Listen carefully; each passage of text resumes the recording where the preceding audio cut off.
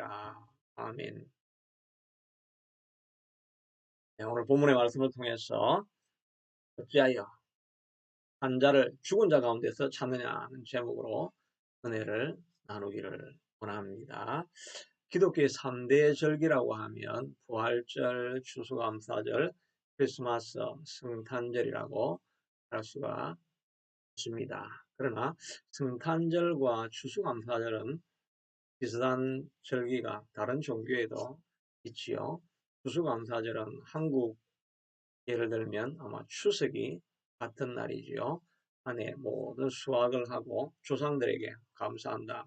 그런 의미가 있는 것처럼 우리도 감사하는 절기는 다른 종교에도 아마 있는 것 같지요. 그리고 성탄절은 예수님의 탄생한 날로 지키는 것인데 불교에서도 부처 석가 탄신일이라고 해서 동일한 절기 그런 것들이 있죠. 또 다른 종교에도 보면 자기 교주가 탄생한 날 그런 날을 기념하는 그런 절기들이 있습니다. 그러나 다른 종교 어떤 절기에도 없는 기독교만 가지고 있는 유일한 절기가 있다고 한다면 그것은 부활절일 것입니다. 왜냐하면 다른 어떤 종교에서도 사람이 죽었다가 다시 살아났다라고 하는 이런 일은 있을 수가 없는 일이기 때문에 그들에게는 부활절이라고 하는 이런 절기가 없는 것입니다.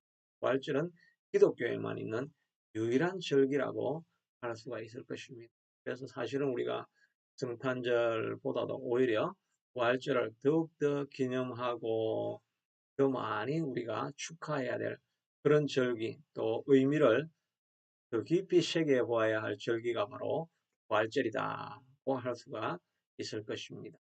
부활절을 우리 북미에서는 이스터 할러데이 이렇게 우리가 부르고 있죠. 이스터 버니, 이스터 egg 이런 것들이 많이 유행을 하고 있죠. 근데 이 이스터라는 말은 사실은 원래는 이교적인 의미가 있는 것이죠. 옛날 바벨로니아에서 자신을 상징하는 여신의 이름이 이스터 액 비슷한 이름이 있고 독일에 또 절기가 섬기는 다산의 여신의 이름도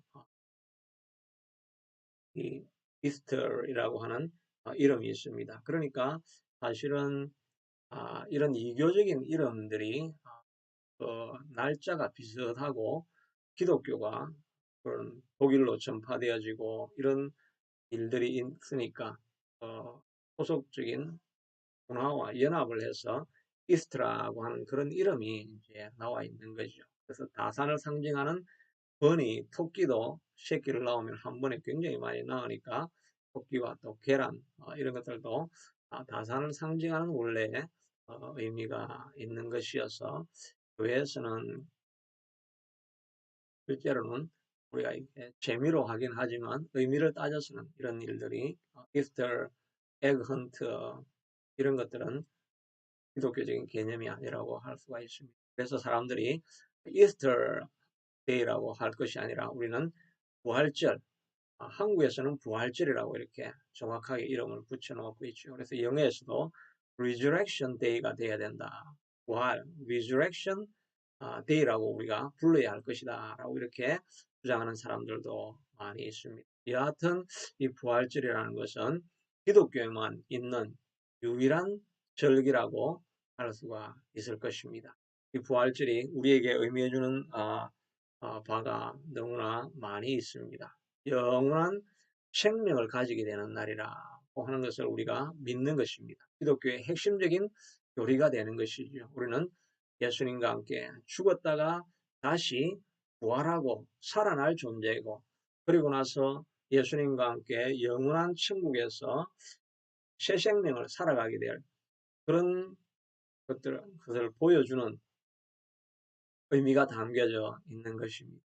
또한 이 험난한 세상을 살아가면서 부활절이 상징적으로 또한 의미해 주는 것은 죽음이라고 하는 막다른 골목, 가장 절망의 자리에 들어가 있던 사람들이라 할지라도 그런 상황에 있는 환경이라 할지라도 부활절을 기억하면서 우리는 어떤 죽음과 같은 절망의 골짜기에서도 언제나 고생할 수가 있고 새로운 길이 있고 다시 한번 반전하는 역사가 일어난다 하는 것을 상징적으로 보여주게 되는 것이죠. 그래서 우리 그리스도인들은 모든 상황 속에서 어떤 상황 속에서도 반드시 승리하는 종교다 하는 것을 우리에게 말씀해 주시고 있는 것입니다. 우리를 묶어 놓을 수 있는 것이 아무것도 없는 것입니다. 그래서 바울은 고백하기를 우리가 사방으로 우겨쌈을 당하여도 사이지 아니하고 답답한 일을 당하여도 낙심하지 아니하고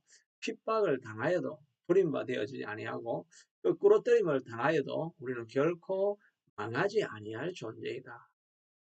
죽음도 승리한 우리가 어떤 환경이 우리를 막아서 일어서지 못하겠느냐 하는 것입니다. 우리는 주님 앞에 나아가면 어떤 일어설 수 없는 환경 속에서도 반드시 일어설 존재인 것입니다. 너희는 7번 넘어지고 다시 8번째 일어서는 존재라고 말하고 있는 것입니다. 부활의 신앙을 가진 사람은 반드시 일어서는 신앙이라 하는 것을 우리가 부활절 다시 한번 기억하고 어떤 자리에 있든지 다 소망으로, 희망으로, 본능으로 일어설 수 있는 저와 여러분이 되기를 축원합니다. 오늘 본문에는 부활절을 처음 만난 사람들의 기록이 되어져 있습니다. 기록을 통해서 부활절에 우리가 생각해야 될 것들을 살펴보려고 합니다. 1절, 2절 우리 같이 읽어보겠습니다. 안식후 첫날 새벽에 이 여자들이 그 준비한 향품을 가지고 무덤에 가서 우리 무덤에서 불려 옮겨진 것을 보고 라고 되어 있습니다. 이 마태복음에 보면 오늘 본문은 누가복음이지만 동일한 내용을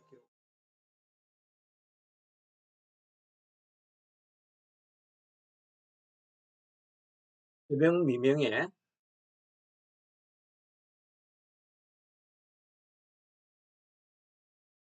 새벽 미명에 이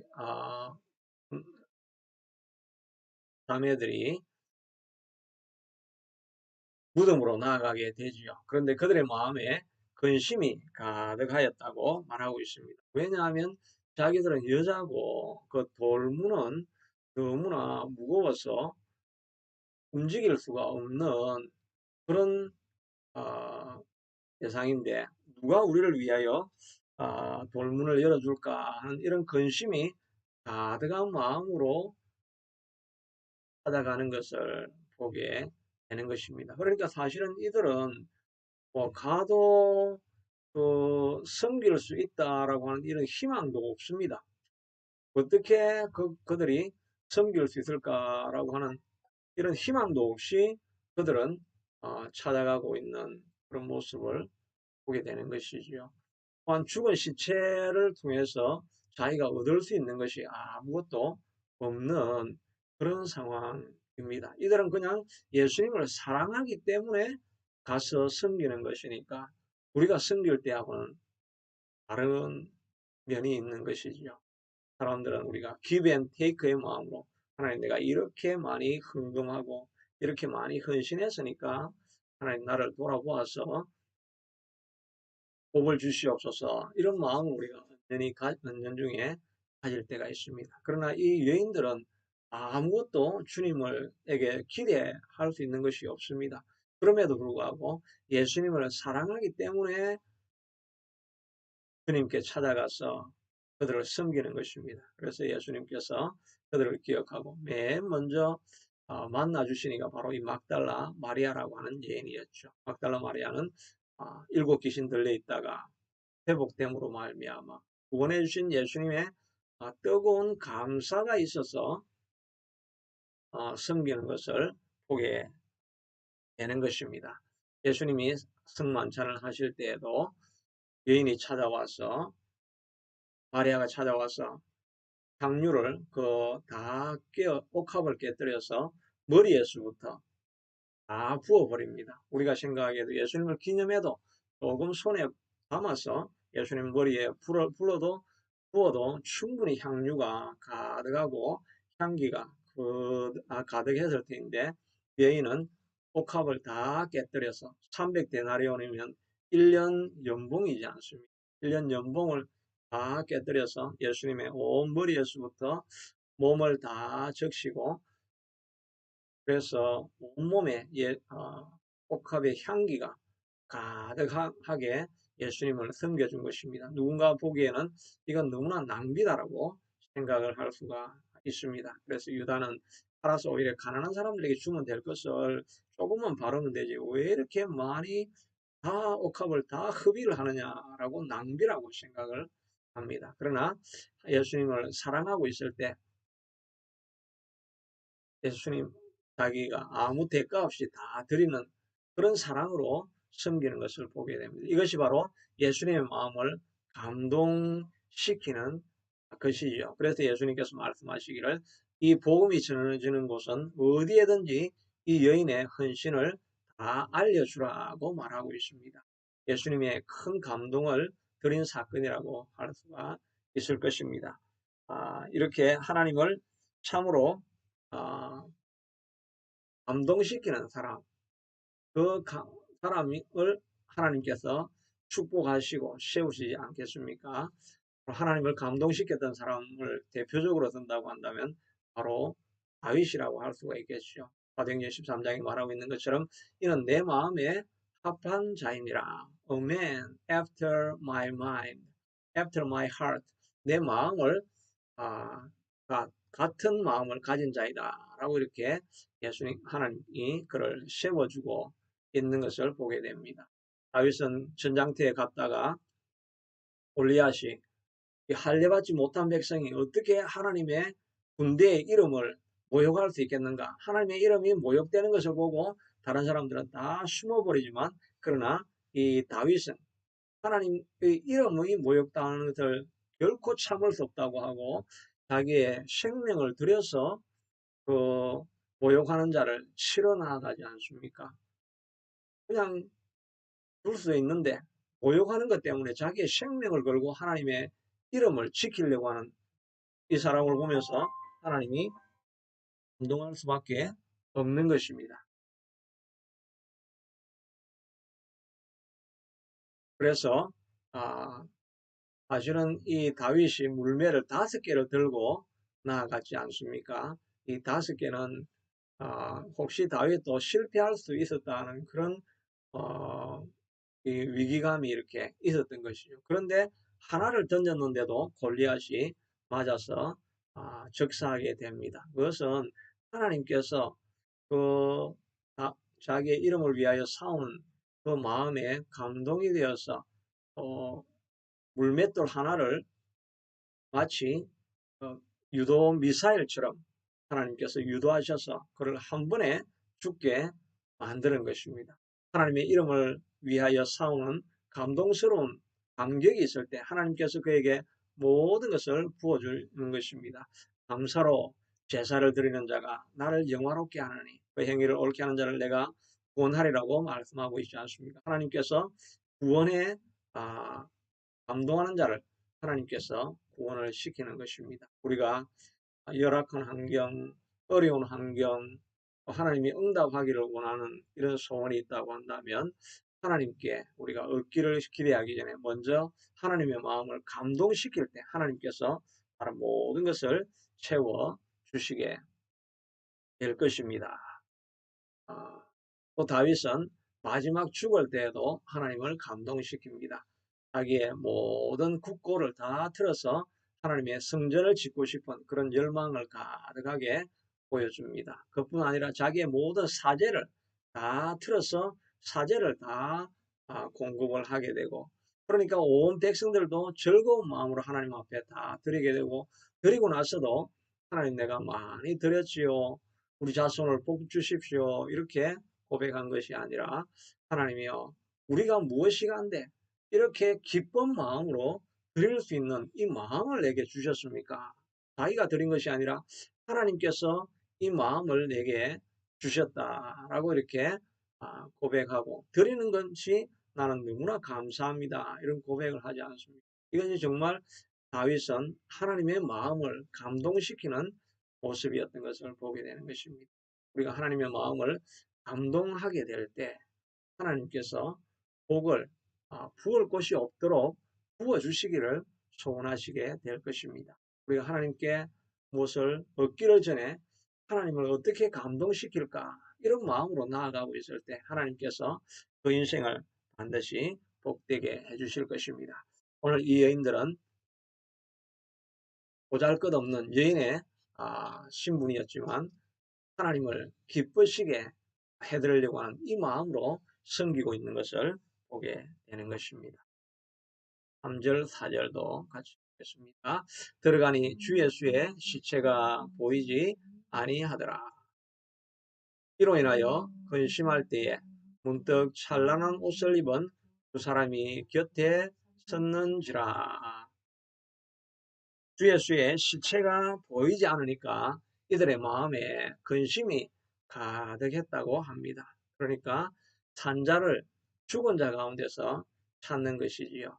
그런데 실상은 이 시체가 있었으면 그들에게는 완전히 절망이었을 것입니다. 예수님이 죽어서 이제 더 이상 아무것도 기대하거나 소망할 것이 없는 것입니다. 그런데 시체가 없어야 부활을 해야 그들의 영원한 생명이 있는 것을 알게 되고 그들에게 그 가득한 축복이 되는 것이지요. 그런데 그들은 잃어버린 것 때문에 상심하고 근심하는 모습을 보게 됩니다. 우리도 그럴 때가 있지요. 우리가 가지고 있는 재물과 명예와 또 집이 이런 것들을 잃어버렸을 때 우리가 그것 때문에 마음에 큰 근심을 가질 때가 있습니다. 그러나 실상은 그것이 우리에게 진정한 복일 때가 얼마나 많은지 모르는 것입니다. 모든 것을 잃어버렸기 때문에 하나님께 오히려 복을 누리게 될 때가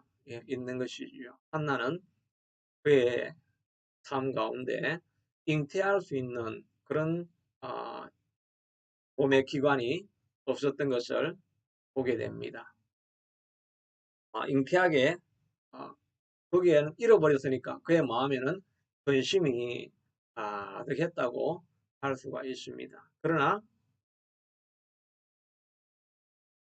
이것은 오히려 한나로 말미암아 본인나로 말미암아서 큰 고통을 당함으로 그는 앞으로 나아가서 하나님 앞에 기도하는 자리로 갈 수밖에 없었던 것을 보게 되는 것입니다.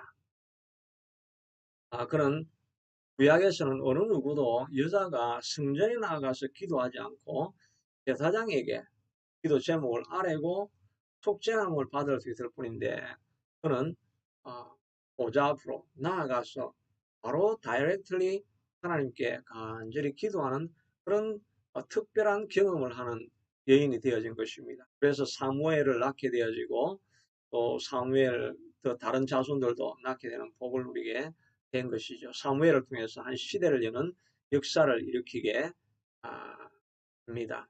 고통과 같은 것이고 이런 것이고 없는 것 때문에 고통스러워야 해야 될 것 같은데 오히려 그것이 그에게는 놀라운 복이 되었던 것을 경험하게 되는 것입니다. 그러므로 우리가 잃어버렸다고 생각할 때, 없다고 생각할 때 그것이 변장된 가장 큰 축복이라는 생각을 가지고 오히려 주어지는 환경을 늘 감사하는 마음으로 지내는 것이 필요할 것입니다.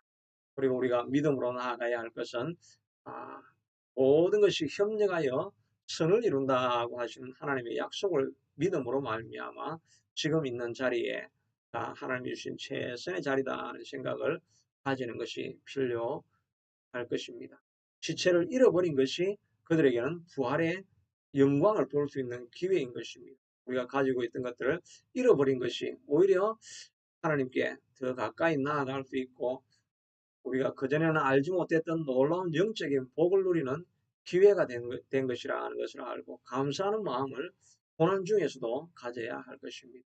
어떤 분은 크게 사업을 하다가 점점 주일과 또 교회 일을 소홀히 하게 되다가 공장에 불이 나서 모든 것을 다 잃어버렸습니다. 그러나 오히려 그것을 그는 감사함으로 기쁨으로 받아들였습니다.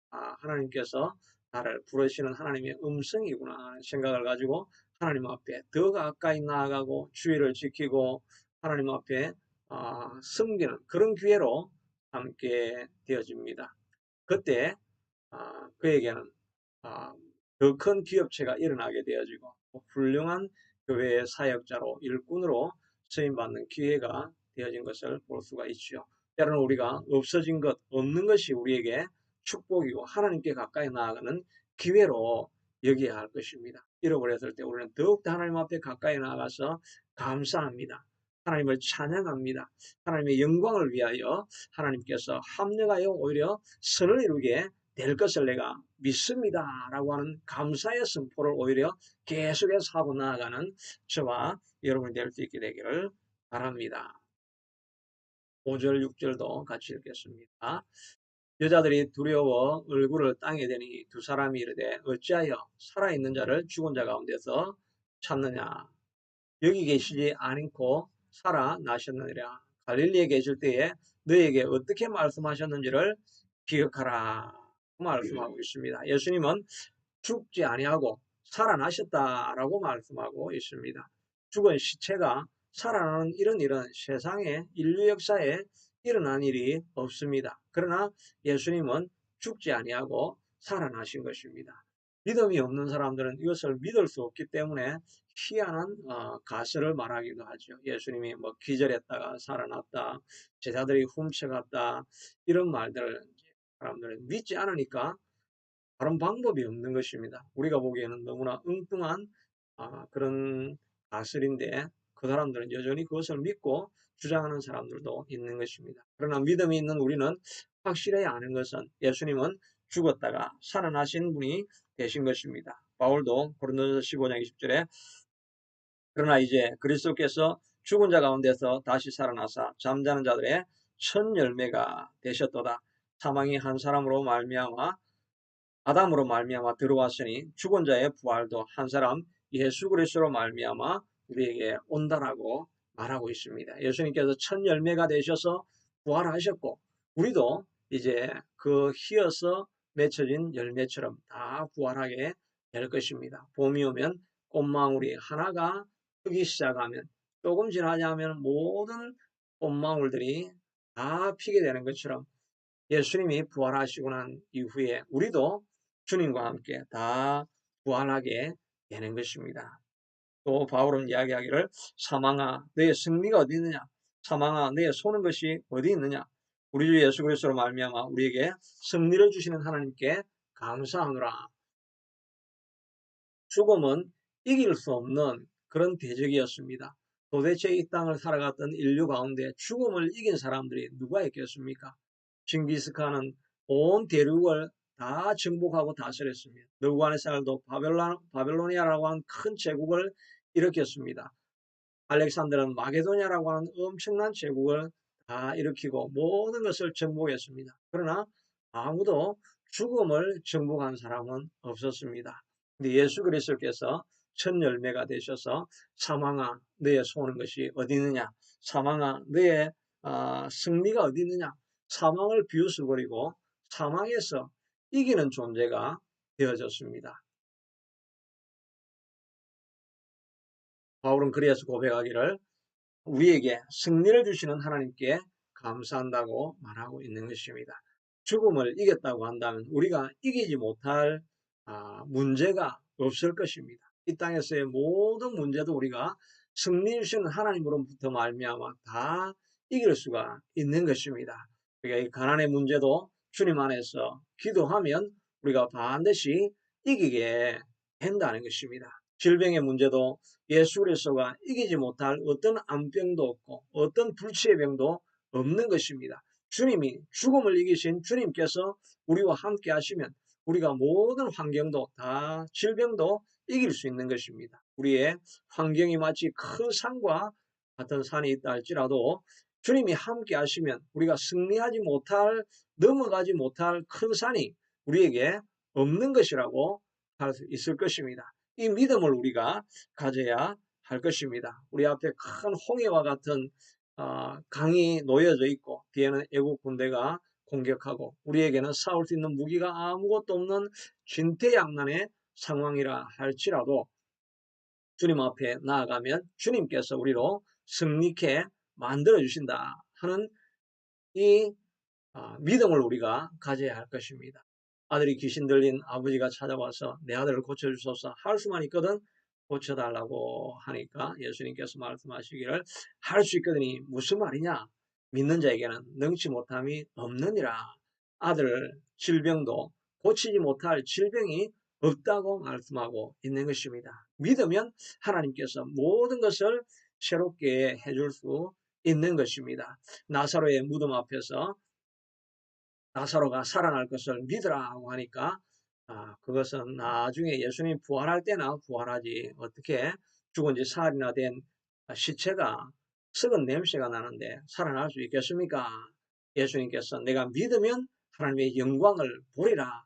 죽음도 이기게 하실 줄을 왜 믿지 못하느냐라고 말하고 있습니다. 우리는 주님께서 죽음도 이기시고 죽은 나사로도 살리시고 모든 질병도 고치시고 바다도 잠잠케 하시는 하나님의 권능으로 우리와 함께 하심으로 우리가 이기지 못할 어떤 문제도 없으리라고 하는 이런 고백으로 주님 앞에 나아갈 수 있게 되기를 바랍니다. 믿음을 가진 자를 하나님께서 기뻐하시는 것입니다. 내 믿음대로 될지어다라고 말씀하여 주셨습니다. 이 사람들을 드디어 바다에 던져지라 하고 그 말한 것이 이룰 줄을 믿고 의심하지 아니하면 그대로 되리라. 무엇이든지 믿고 구한 것은 받은 줄로 믿으라. 믿음으로 우리가 모든 것을 감당할 수 있다는 것을 승리할 수 있다는 것을 예수님께서 반복적으로 말씀해 주시고 있는 것입니다. 그러므로 우리도 이 믿음을 잃지 아니하고 주님 앞에 날마다 승리의 선포를 하며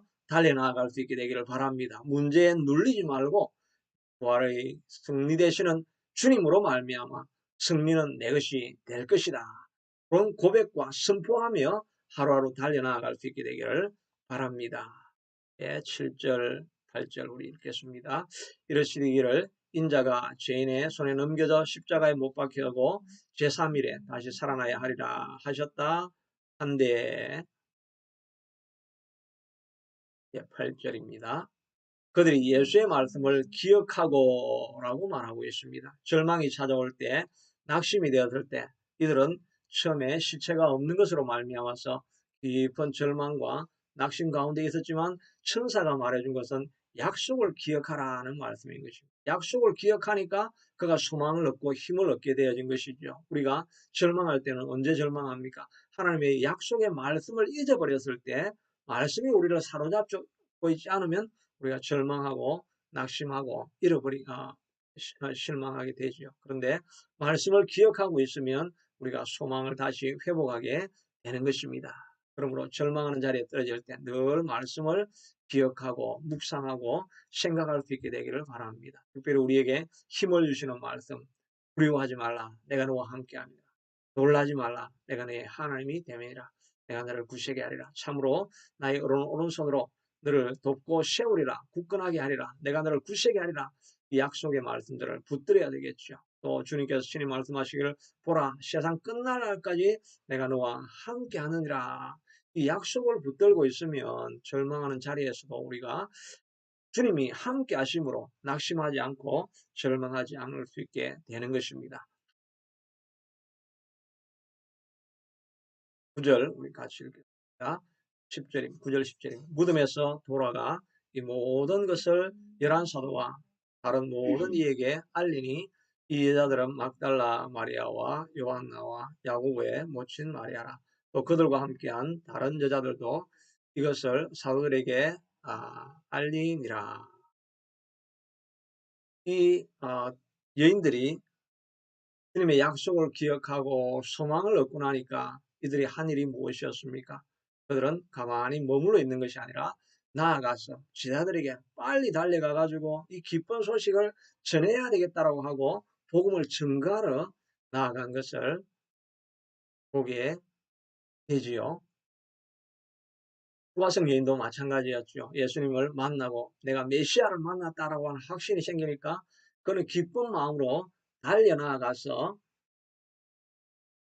사람들에게 복음을 증거하게 되어지는 것입니다. 나중에 12절에 보면 베드로도 그 소식을 듣고 달려와 가지고 예수님을 이 얹고 시체가 사라진 것을 이렇게 보게 됩니다. 그런데 베드로는 그냥 귀하게 여기며 집으로 돌아갔더라. 나중에는 나는 고기 잡으러 간다 하고 떠나버렸습니다. 예수님의 주신 소식을 알지만 아무것도 하고 있지 않을 때 예수님께서 갈릴리까지 찾아가셔서 베드로에게 고기를 조반을 차려놓고 또 고기를 먹게 하시고 난 이후에 베드로야 내가 나를 사랑하느냐 라고 말씀하시고 세 번 묻고 난 이후에 사랑한다고 하는 고백을 할 때마다 내가 내 양을 먹이라 내 어린 양을 치라 라고 예수님께서 부탁을 해주시고 있는 모습을 보게 됩니다. 오늘 이 부활의 기쁜 소식들 아마 다른 사람들은 세상 사람들은 믿을 수도 없고 알 수도 없는 소식입니다. 그러나 우리가 복음을 증거해야 되겠지요. 전하지 않는데 어떻게 알 사람들이 있겠느냐라고 말하고 있지 않습니까? 그러므로 우리가 하나님 앞에 복음을 이 기회가 있을 때마다 복음을 선포하며 달려가는 역사가 있게 되어야 할 것입니다. 우리 주님께서 우리에게 주신 이 부활의 소망과 기쁨을 주변 사람들에게 나아가서 증거하는 일이 있어야 할 것입니다. 증거할 수 있는 사람들과 여건과 환경이 안 된다 할지라도 카톡으로라도 부활의 기쁜 소식을 주변에 있는 사람들에게 알릴 수 있는 그런 기회가 될 수 있게 되기를 축복합니다. 부활의 영광을 우리가 기념하는 예배입니다. 부활의 소망을 가지고 영원한 나라에 함께 설 것을 기억하고 주님이 사망을 이기셨으므로 우리가 이기지 못할 어떤 역경과 질병과 환경도 없다라고 선포하며 승리를 선포하며 나아가는 이 부활주일 될 수 있게 되기를 축복합니다. 자비하신 아버지 하나님, 부활을 통해서 우리에게